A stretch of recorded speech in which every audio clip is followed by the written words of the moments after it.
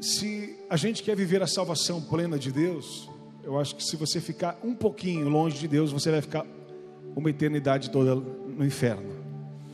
Então, imagine que no momento que você cometeu um erro, seja qual for, você pecou, você olhou, foi pouquinho, não foi muito, né? Imagina que você deu um gole só, em algo que não é de Deus. Aí alguém fala, faz o seguinte, querido, chama ele ali para mim, para orar por mim. Como é que você vai orar pela pessoa? Como é que você vai expulsar um demônio na vida de alguém? Como é que você vai exercer o seu chamado, o seu ofício, já que você deu brecha naquele momento? Por isso que o cristão não tem que se preparar, ele tem que estar preparado 24 horas em nome de Jesus Cristo. Esse é o nosso ofício. Aí eu posso fazer, se você quer ter uma vida com Deus, você vai decidir não fazer. Não é questão de poder, poder pode, você pode fazer o que você quiser. Se você quiser se matar, você pode. Quem vai te impedir? Se alguém estiver perto, talvez tente te impedir, mas se não der tempo, você pode. A questão é se isso vai beneficiar você em alguma coisa. A questão não é poder, a questão é decisão, é posicionamento.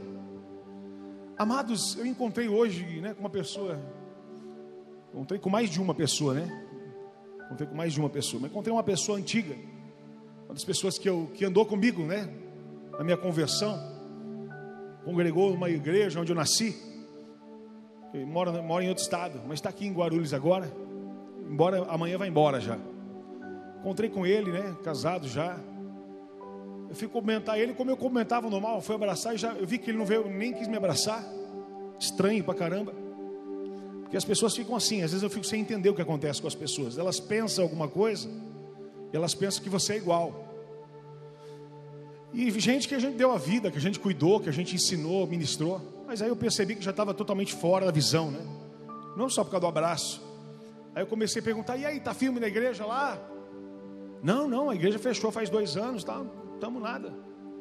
De vez em quando, mas vai, você vai. Quando dá a gente vai. Aí eu entendi. Porque quando a pessoa está desviada de Deus, irmãos, ela não tem comunhão com você. Não tem nada para oferecer, nem para ouvir de você. Porque tudo que ela ouvir de você vai confrontar o erro dela. Tudo que for pregado, que entrar na minha rede social, ela vai ver uma mensagem de Deus. Então ela vai fazer o quê? Vai me bloquear, vai me tirar. Porque se ela ficar lá, ela vai ser bombardeada com a palavra de Deus, em nome de Jesus. E como a pessoa está em pecado, em erro, ela vai se escondendo. É assim que faz o pecador. Ele vai fugindo, ele vai disfarçando, porque ele não tem autoridade. Na verdade, ele sabe que é uma vergonha. É uma vergonha para tudo, para todos, para ele mesmo. E aí ele não tem autoridade no que ele faz. E ele se esconde, foge, né? Tem medo, porque a sua vida não condiz. Isso me entristece tanto, porque são pessoas que andaram muito tempo comigo na igreja. E eu falei, meu Deus, eu e a pastora ficamos muito tristes. Falei, todo mundo desviado. Meu Deus, um monte de gente. Pessoas que outrora estavam na igreja, envolvidas, buscando a Deus. Mostrava a sede, né? Aí eu fico pensando, falo, meu Deus, Senhor, livra-me, Senhor, em nome de Jesus. Quantos anos se passaram no ministério, fases, momentos. Já passaram várias pessoas que tiveram cargos, lideranças, ministérios. Pessoas que se dispuseram. E se elas não estivessem aqui na igreja, e tivessem fluído em algum lugar, eu ainda estava muito feliz por isso. Porque aqui a revelação profética não é a única igreja do mundo. E nem a melhor do mundo. Pelo contrário. Talvez nós sejamos a igreja mais falha que exista na terra, seja nós. Mas se essas pessoas estivessem fluindo, gerando frutos, manifestando a glória, dizia, olha, realmente elas são uma bênção.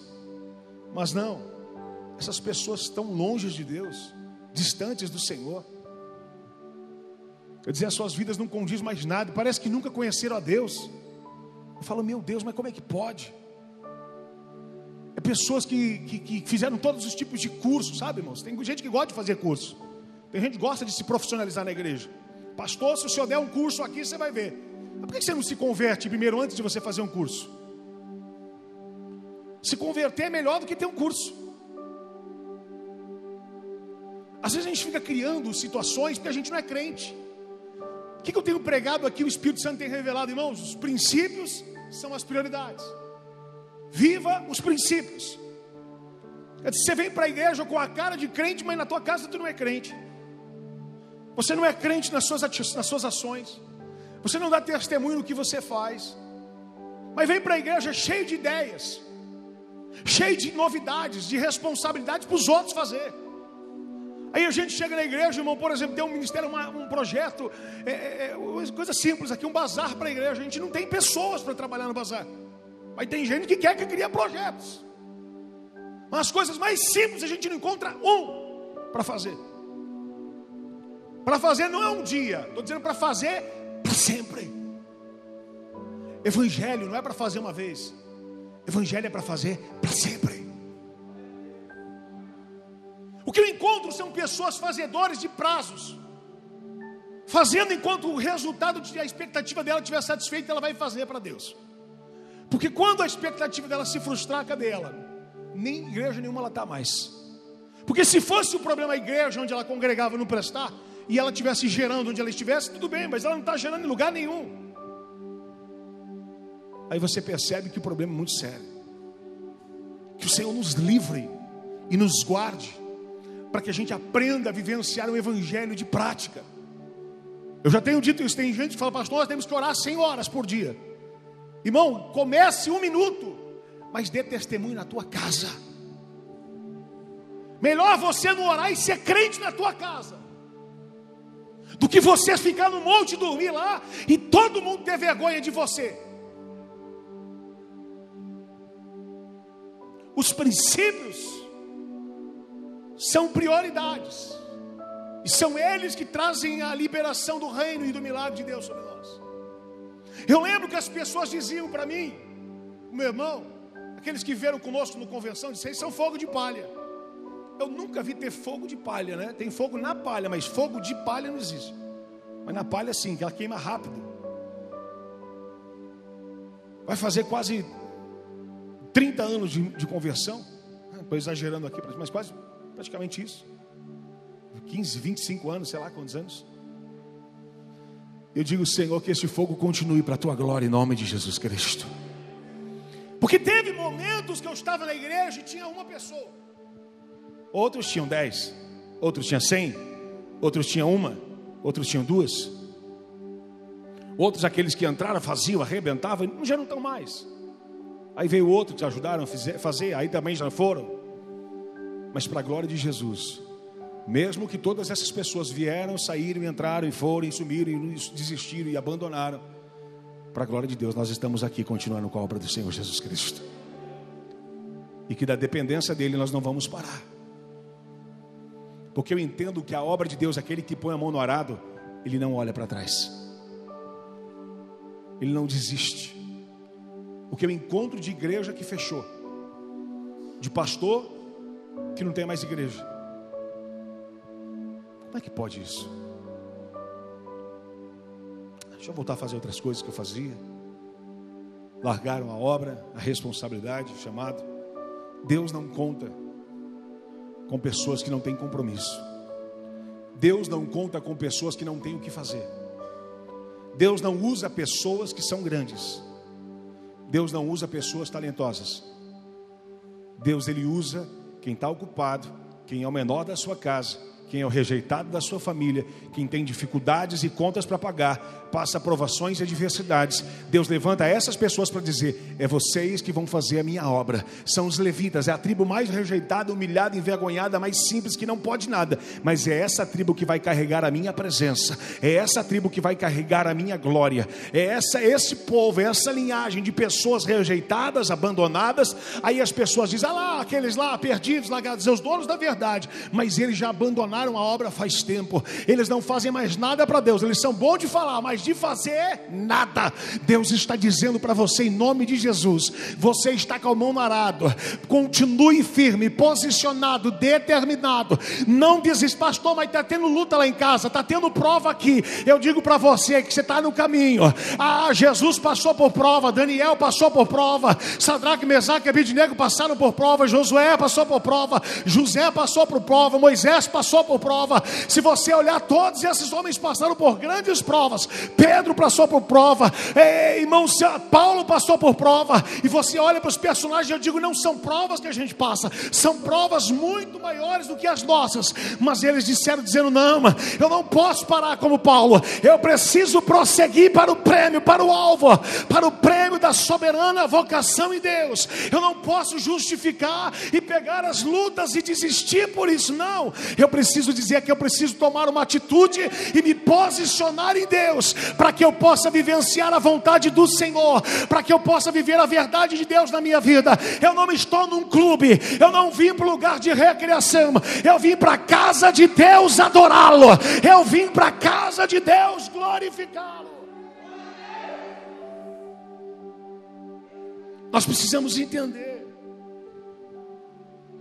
que não é o bem bom, não é o prazer, não é a hora da apresentação. Olha, vamos fazer um ensaio de um coral. Aí vai ter um coral, aí eu vou comprar roupa, aí eu vou fazer, aí nós vamos apresentar, a motivação da apresentação. Acabou a apresentação, amanhã tem ensaio. Não vai dar para mim ir. Amanhã tem que limpar a igreja, eu não posso ir, eu estou ocupado no trabalho. Mas quem é que não trabalha? Deus não conta com o desocupado. Quem é? Deus não conta com a prefeitura mandar alguém para vir fazer a obra aqui na igreja. A obra aqui não é do governo natural, a obra aqui é do governo celestial. Não fica aguardando a Progaru vir aqui não fazer a obra, não vai ser isso não.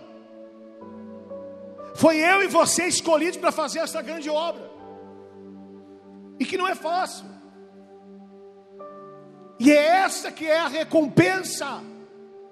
A recompensa é você poder servir a Deus e fazer para a glória de Deus. A Bíblia diz que os anjos, o sonho dos desejos dos anjos era poder pregar a palavra, algo que nós recebemos de Deus.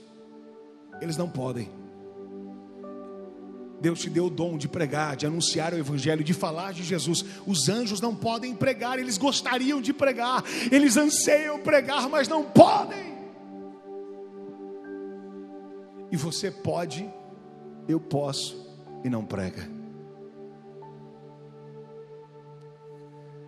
Você não vai correr risco, ninguém vai te matar porque você está pregando. Você não está numa nação que vão te destruir, não. Você está no Brasil, onde você tem liberdade de falar de Jesus, e ainda assim você não fala. Eu não falo, nós não falamos. Precisamos nos converter em nome de Jesus Cristo. Lucas 8, verso de número 4. Diz assim a palavra de Deus: e ajuntando-se uma grande multidão, e vindo ter com ele gente de todas as cidades, disse por parábolas: um semeador saiu a semear a sua semente, e quando semeava, caiu alguma junto ao caminho, e foi pisado, e as aves do céu as comeram. Umas caíram no caminho, outras caíram sobre a pedra,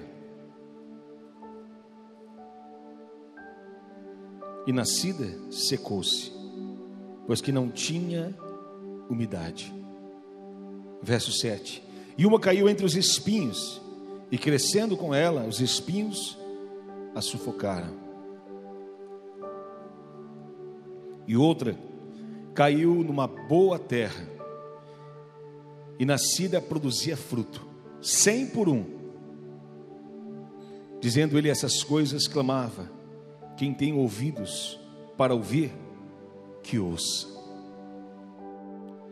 A palavra de Deus nos mostra uma passagem bastante conhecida, e que ouvindo testemunho aqui hoje ainda da Lourdes dizendo a respeito da semente, veio a confirmar ainda a palavra de Deus, do poder dessa semente. Infelizmente, às vezes nós não estamos sabendo usar a semente, não estamos sendo um bom semeador. A Bíblia fala do semeador, a Bíblia fala da semente, e a Bíblia fala da terra. Diga: semeador, semente e terra. A Bíblia fala de situações em que o semeador saiu a semear, quer dizer, não fala nem o nome dele. Fala da semente, Aquela que caiu na beira do caminho, daquela que caiu numa terra rochosa, da que caiu numa terra espinhosa e daquela que foi colocada numa terra boa. Quer dizer, a Bíblia falou do semeador, falou dos tipos de terra e falou também da semente, da mesma semente que foi colocando em cada terra. A semente até tentou crescer nas outras terras, mas não conseguiu. Uma porque faltou umidade, quer dizer, era pedra, era rocha. Ela não conseguiu absorver, não conseguiu penetrar, não conseguiu criar raízes. Ela ficou superficial. Ela não conseguiu se aprofundar. A outra foi que começou a crescer, mas quando começou a crescer, os espinhos começaram a sufocar e matar aquela semente. O crescimento dela, aonde não podia gerar. E então sufocou e matou. Todo aquele projeto, aquela semente poderosa, foi sufocada. E a mesma semente assim lançada numa terra boa, diz a Bíblia que ela caiu, ela foi plantada, ela cresceu, ela gerou 100 por 1. Ela prosperou naquela terra. Amados, eu estava aqui dizendo, começando essa mensagem a respeito de pessoas que andaram conosco, que aprenderam a mesma palavra, que estavam no mesmo ambiente, que aprenderam as mesmas coisas, mas que hoje estão desviadas, que hoje estão longe de Deus. Nós identificamos na Bíblia, de maneira muito clara, um povo vivendo no lugar perfeito e fazendo do lugar perfeito uma grande maldição. E aquele vivendo no lugar de maldição fazendo o lugar perfeito. Como assim, pastor? Nós enxergamos Adão no Éden. Adão estava no jardim de delícias, no jardim perfeito, onde ele se encontrava com Deus, onde ele falava com Deus, onde ele ouvia a voz de Deus, onde Deus tinha contato com ele. Tudo que foi lá feito era para ele servir, cuidar, administrar com excelência o lugar perfeito. Ele faz do lugar perfeito se tornar imperfeito. Essa história de Adão é algo tremendo, porque a gente vê uma pessoa dentro do ambiente perfeito fazendo ele se tornar imperfeito. Nós enxergamos os discípulos de Jesus. Quantos estão entendendo o que Deus está falando? Andando com Jesus, o melhor mestre não era o pastor Rodrigo, não era um cara falho, chato, ilimitado, que não pregava nada. Era o melhor pregador da história, era o melhor professor, o melhor mestre. Ele não tinha pecado, ele não tinha erro. O professor foi o mesmo. E com o mesmo professor nós encontramos um João, um obediente, fiel, ouvindo, dando atenção. Nós encontramos um Pedro negando Jesus. Nós encontramos um Judas traindo Jesus. O professor era o mesmo. No ambiente perfeito eles fazem tudo fazer ficar ruim e errado. Agora nós percebemos que seja no Éden, seja com Jesus, eu vou ainda no extremo. Um lugar mais perfeito do que todos esses é ele estar nos céus. Céu é o lugar perfeito. Junto com Deus, alguém chamado Lúcifer andava com Deus. Quando Deus falava da sua glória, ele dizia: olhe para Lúcifer. A honra de Deus, Deus o apontava, Deus o deu liberdade para que ele fosse honrado, representando a glória do próprio Jesus, o próprio Deus. No céu, lugar de perfeição, um ser chamado Lúcifer se rebela, se levanta pensando ser igual a Deus. Deus não divide a sua glória. Eu acredito que ele está pensando, quando ele termina de pensar, ele já está no inferno. Perceba que era um lugar perfeito. O problema não está no ambiente, o problema está na intenção. Talvez você diz que não flui porque o ambiente não é bom. Talvez você diz que não é crente porque o ambiente não é bom. Talvez você diz que não gera mais porque o ambiente não é bom, porque as pessoas não te ajudam, porque as pessoas não cuidam, não ligam, não te abraçam, não fazem alguma coisa. O problema não são as pessoas, o problema é você. O problema não era porque o céu é perfeito, a intenção de Lúcifer que era errada.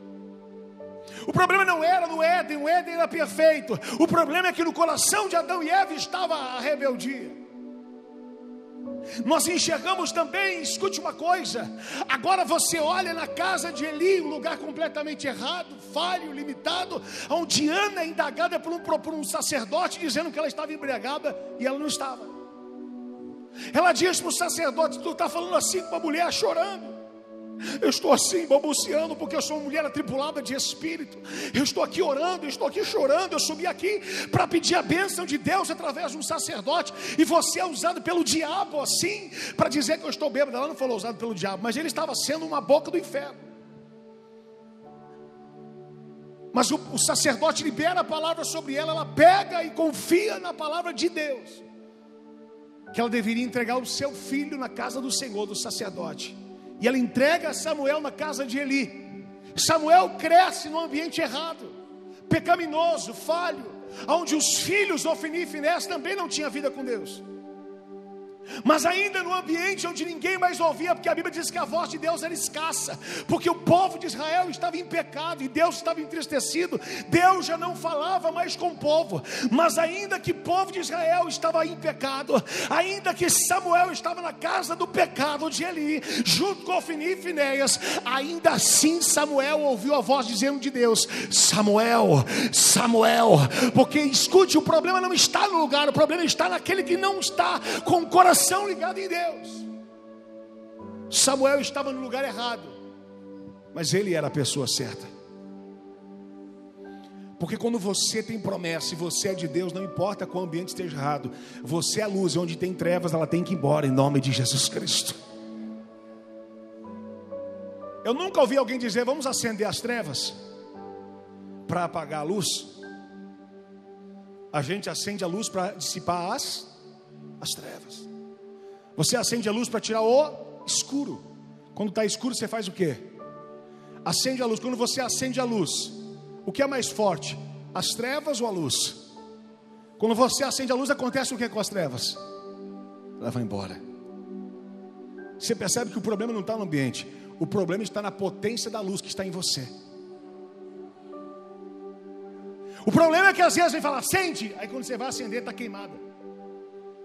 O problema é quando você fala acende, é quando você vai acender. Vamos levar para a história antiga.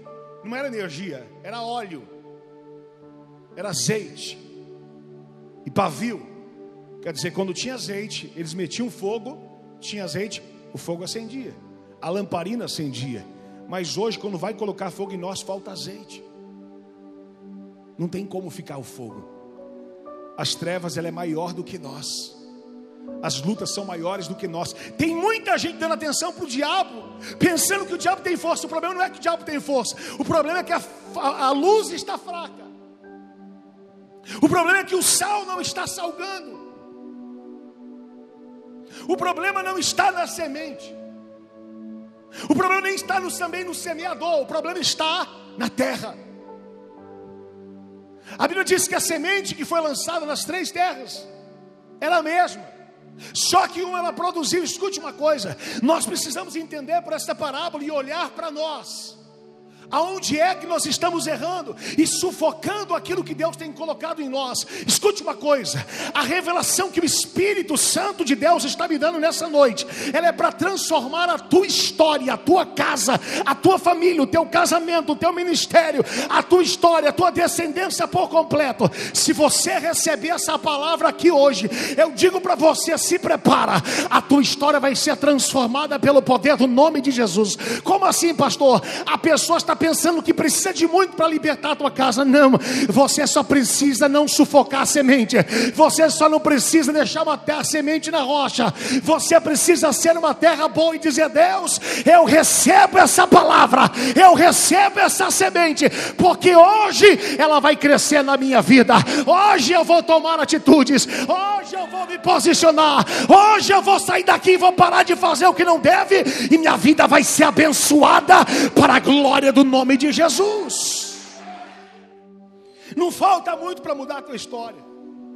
O problema é com o que você está fazendo com a semente.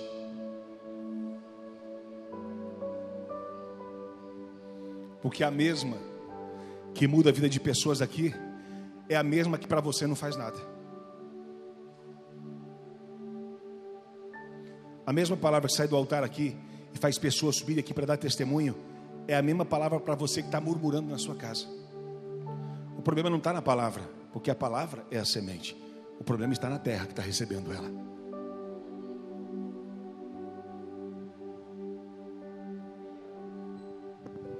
Enquanto a gente colocar a culpa na semente, no semeador, a gente vai continuar infrutífero, não gerando nada e vivendo uma vida de luta. Escute uma coisa, não importa o que você viveu, preste atenção nessa revelação de Deus. Não importa que nível de desgraça você viveu na sua vida. Não importa quão bandido você era. Digo era porque a partir de hoje tu pode mudar essa história. Não importa quão ordinário você era, quão prostituto você era, não importa quão pecador você era, não importa quão viciado você era, não importa quão miserável você era. Vou falar agora, você vai ficar pesado, e eu vou te trazer a interpretação daquilo que é pesado, porque é pesado mesmo. Não importa quão desgraçado você era, porque aquele que não tem a graça de Deus é uma pessoa desgraçada. Tem gente vivendo sem a graça de Deus, é um desgraçado. Hoje, se você receber essa palavra, se você pegar essa semente e dizer: Deus, essa terra vai ser boa hoje, essa terra vai receber hoje a minha casa, a minha mulher, os meus filhos, meu casamento, meu ministério. Eu não vou mais ficar justificando e culpando ninguém. A culpa é minha e eu vou receber essa palavra, porque eu vou fazê-la gerar na minha vida. E quem olhar para mim vai ver um homem antes e um homem depois, uma mulher antes e uma mulher depois, porque a partir de hoje eu recebo essa palavra e eu sei que ela vai produzir. Eu vou me posicionar, eu vou determinar. Não é força do diabo. Eu não sei, pastor, eu estava indo ali e de repente me deu uma vontade de fazer algo que não presta. Eu vou dizer, meu irmão, essa vontade nunca vai deixar de passar. Ela só vai passar quando você tiver com a bateria mais forte do que as trevas. Ela só vai passar quando você tiver mais unção do que pecado. Ela só vai passar quando você tiver decidido a viver para a glória de Deus. A força do diabo não é maior com você. A força do diabo, ela é a mesma, mas a maior força vem do Senhor que fez os céus e a terra. Receba sobre a sua vida em nome de Jesus.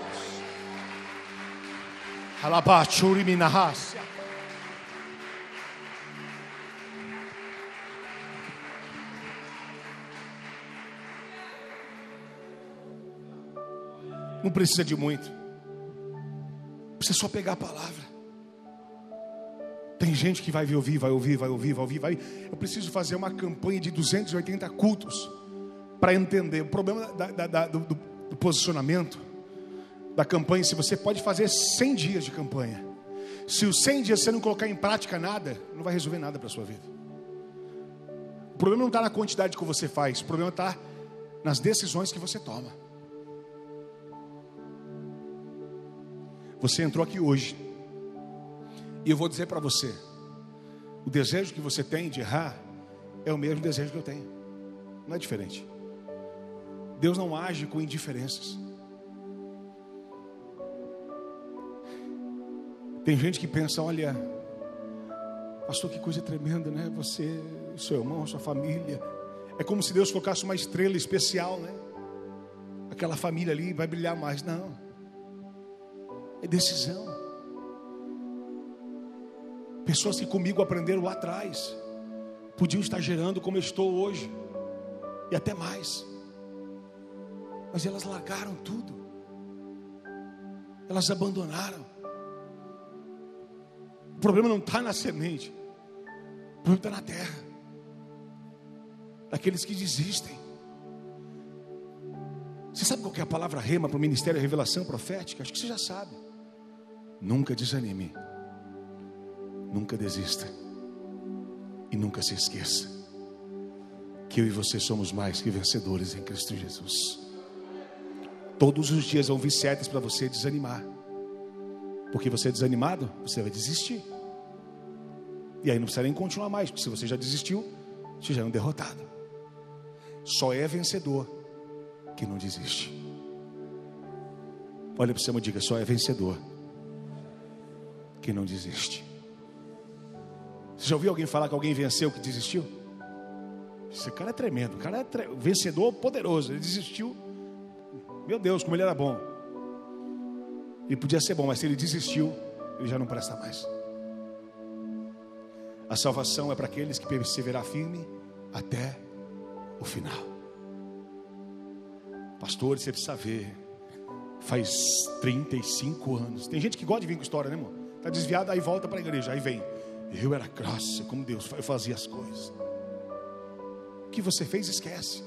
É passado. É o que você está fazendo. É o que você continua fazendo. É o que você está determinado. Essa semana mandou uma mensagem para mim uma pessoa e disse: pastor, eu queria que o senhor me ajudasse. Não sei o que acontece. Minha cabeça vê um monte de pensamento pecaminoso. Pastor, é uma luta muito grande. Eu não sei o que eu faço para vencer isso. Eu amo muito a Deus. Eu amo demais. Olha como que é. Você está falando do erro, aí começa a justificativa. Eu sou apaixonado por Deus. Eu queria que você me falasse. Eu falei: eu vou começar falando para você. Quem é apaixonado por Deus não faz essas coisas. Não entristece a Deus. Ponto. Porque quem ama a Deus obedece aos seus mandamentos. Você não está obedecendo, você não ama nada. Isso é só conversa da sua boca. Segundo, o que eu tenho que fazer? Eu falei: decidir. Não é orar. Eu oro muito por isso. Eu falei: problema, por isso que você continua assim. Para de orar e começa a fazer. Para de orar e começa a agir. Orar e falar, você precisa começar a agir. É decisão.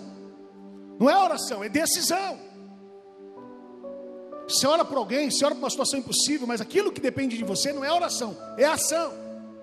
Você não adianta você orar, não adianta achar que é oração por aquilo que você tem que fazer. Isso não é oração, isso é pecado. É transferir a responsabilidade para Deus, que é nossa. Quando Deus chega em Betânia, em João capítulo 11, ele chega lá, Marta e Maria: ó, Senhor, chegou atrasado. Jesus fala assim: fica tranquilo que eu chego na hora certa. Eu sou o Senhor, sou Deus do templo, eu sou a ressurreição e a vida. Só me mostra onde está o corpo. Jesus chegou: que o corpo está aqui, tá bom. Então tira a pedra. Peraí, Jesus, você me chega atrasado, agora vem pedir para eu tirar a pedra. Ele vai dizer: eu não vou tirar pedra nenhuma, porque essa pedra foi vocês que colocaram. Aquilo que vocês podem fazer, eu não vou fazer. Eu só vim aqui para fazer o que vocês não podem, que é ressuscitar. Quando Jesus diz: Lázaro, vem para fora, Lázaro aparece na porta do túmulo, subindo, eram umas escadas, ele estava lá em cima. Como, pastor? Atado e enfaixado. Jesus agora diz: agora vocês tiram as faixas, desatem e deixem ir. Quer dizer, Jesus faz o impossível e não tira as faixas. O possível quem faz é nós. O problema é que a gente está transferindo para Deus aquilo que cabe a nós. Pastor, estou errando, isso aqui, luta que é, eu vou orar. Não é orar nada, é agir. Você ora por aquilo que é impossível, porque o que é possível, você tem que fazer. A terra, ela recebeu aquela semente e prosperou 100 por 1. Sabe o que significa isso? Sabe o que significa isso, Tom? 100%.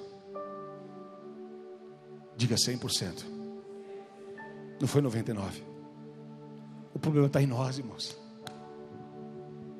Não importa quão pecaminoso sejam as pessoas aí do seu lado, aí, ó, aqui nessa igreja. Se você é luz, ninguém ofusca o seu brilho. Não há trevas que impedem a glória de Deus na sua vida. Se você é uma árvore frutífera, todos vão ver em você gerando. O que é que você fala para todo mundo? Você não precisa falar. A árvore frutífera ninguém precisa falar. Todo mundo vai atrás procurando. Peraí um pouquinho, olha o povo na fazenda, na chácara. Eu conheço uma árvore de manga, uma mangueira lá no meio da montanha. Lá em cima você pega o cavalo, monta. Você precisa ver que árvore e a manga que tem lá. Irmão, a árvore da fruta pode estar escondida. Quem vai atrás da árvore frutífera é aquele que quer comer fruto. Se você é uma árvore frutífera, fique tranquilo. Todo mundo vai saber que a Deus está sobre a sua vida. Você pode estar onde você for, todo mundo vai ver a glória de Deus você gerando. Natural. Já parou no pé de uma serra, numa serra onde você para, todo mundo para, encosta o carro para beber água daquela fonte? Um lugar ermo que não tem nada, mas tem uma fonte. Quando você é fonte, as pessoas vão te procurar para encontrar você. Elas vão até você porque elas sabem que você tem água de Deus para oferecer para elas. O problema não está que você está sozinho, está escondido no meio do mato. O problema está porque você não gera nada, não faz nada, não tem nada. Porque quem tem, não precisa falar, todo mundo sabe.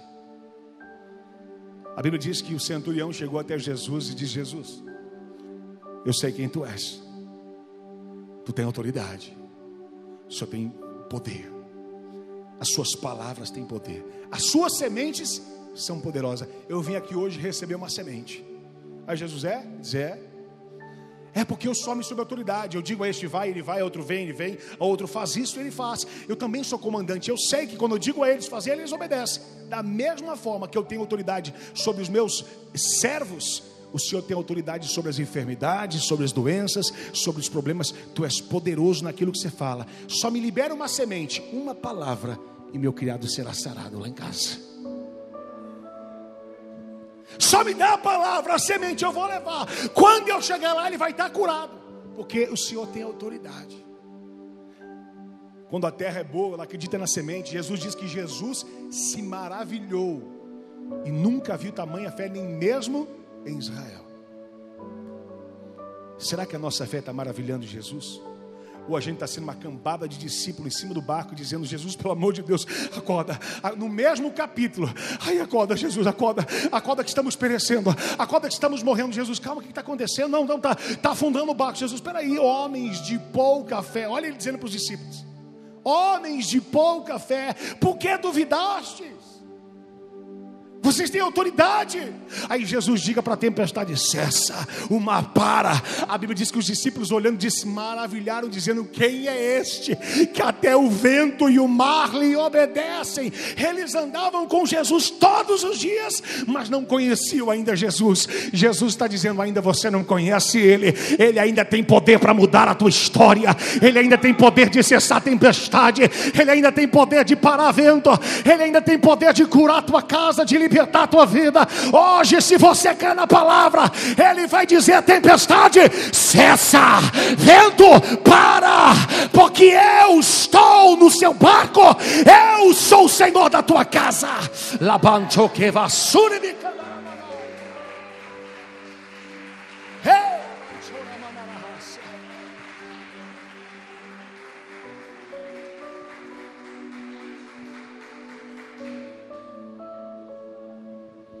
Deus te trouxe aqui hoje para dizer para você: a mesma semente que faz milagre na vida de pessoas está sendo entregue sobre a sua vida hoje, em nome de Jesus Cristo. Ou ela é sufocada e você vai começar a justificar, ou você vai sair daqui e vai dizer: olha, preste atenção, olha o poder de uma semente. Havia uma mulher, 12 anos enferma, um fluxo de sangue contínuo, perdeu tudo, gastou absolutamente com os médicos, tudo. Quando perdeu tudo, ela pensou e lembrou de Jesus. Ela pensou: se eu ao menos tocar na sua orla, na orla do seu manto, eu serei curada. Só que ela já estava hemorrágica há 12 anos, fraca, debilitada, doente, envergonhada. O pior dela não era a sua enfermidade, que era gravíssima. O pior dela era sair da casa dela, porque a cultura judaica é: uma mulher nos seus dias é imunda, podre, suja, não tem nada que você imagina. A mulher já é largada, ficado para trás. A mulher já não tem valia muito na cultura. Quanto mais vivendo 12 anos, ela não tinha mais amigo, não tinha mais ninguém. Quando ela sai da casa dela, a pior coisa era o trauma que ela ia passar. As pessoas dizendo: olha a imunda aí, olha a mulher suja aí, olha aí, se afasta dela, você vai contaminar. Só que a Bíblia diz que ela veio no meio da multidão, a multidão focada em olhando para Jesus, se arrastando. Ela toca na orla do manto de Jesus, significa isso: embaixo. E quando ela toca em Jesus, Jesus diz: espera aí, alguém me tocou.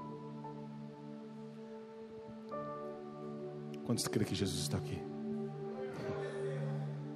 a multidão apertando ele, uma multidão pressionando ele, empurrando ele. Ele fala assim para os discípulos: alguém me tocou. Olha a sensibilidade de Jesus. Os discípulos olham para Jesus, acho que falam assim: Jesus está meio xarope, está cansado. Senhor, só precisa dormir. Jesus, a multidão inteira te aperta, você vai dizer que alguém te tocou. Não, peraí, deixa eu só explicar para vocês. É porque de mim saiu virtude. É porque de mim saiu poder. Ele estava dizendo: alguém me tocou diferente. Sabe o que ele estava dizendo? Olha essa revelação agora.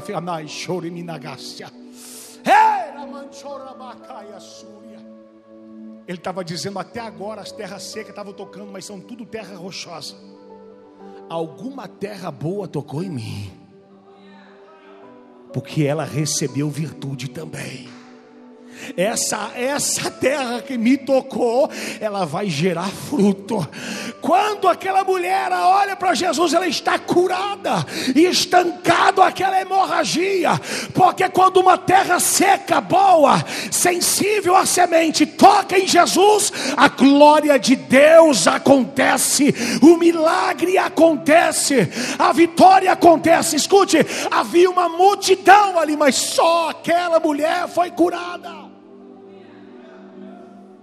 Eu te pergunto, a culpa está em quem, pastor? Em Jesus? Ele era o mesmo. Todos tocavam, mas não acontecia nada. Tem muita gente tocando em Jesus, mas não está acontecendo nada.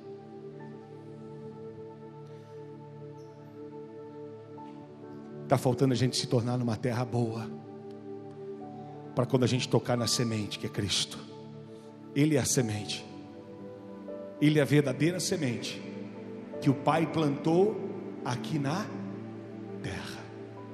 Semente planta onde? Na terra. O Pai pegou e falou: eu tenho uma boa semente, o nome dele é Jesus. Eu vou plantar na terra. A Bíblia diz que plantando a semente ela vai morrer, e depois de morrer ela vai gerar. A semente chamada Cristo, ela veio fazer o que aqui na terra? Morrer, para depois gerar frutos.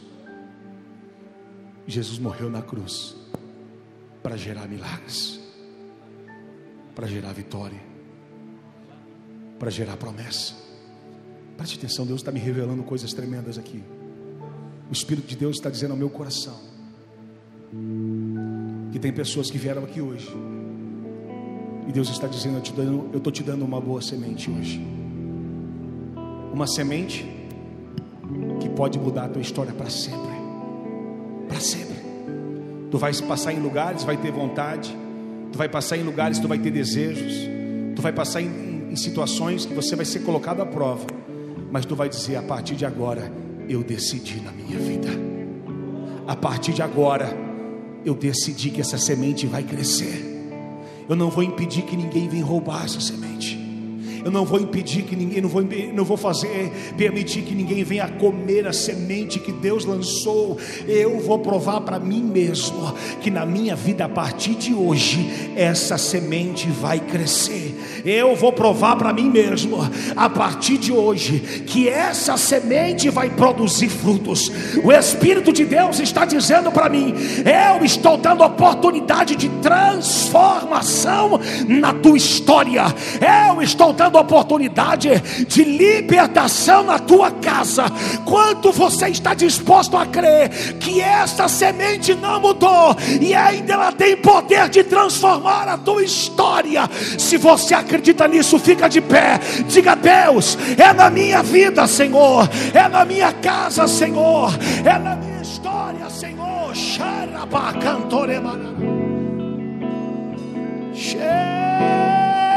manchora.